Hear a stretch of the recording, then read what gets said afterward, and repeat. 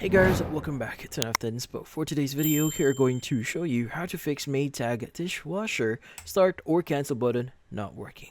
So in this case, if you're having some problems here with your Maytag dishwasher and the power or the cancel and start button here does not work, well, there are a few things here that you may want to do. So first things first is you may want to check if the control lock is on. Now sometimes it's not broken, it's just lock. So Maytag dishwasher have a control lock feature that disables all buttons including start and cancel.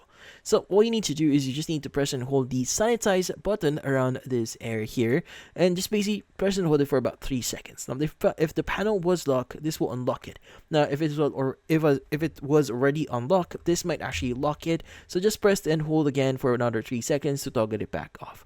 Now in this case, once it's actually unlocked, try pressing the start and cancel button and see if that actually works.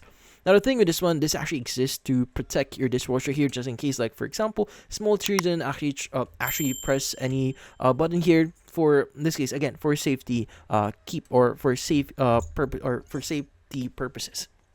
Now, next is you may want to use or reset the power.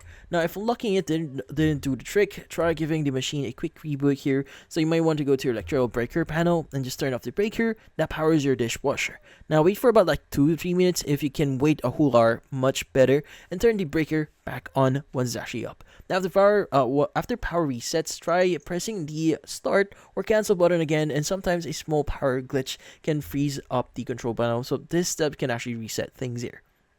Now, also, you may want to consider replacement parts here. Now, if the button still isn't working, the start cancel button might be broken or the control board may be faulty and need to be replaced. So at this point, you may want to consider ordering replacement parts or calling in a technician. Now, but if you've already done most of the basic troubleshooting here.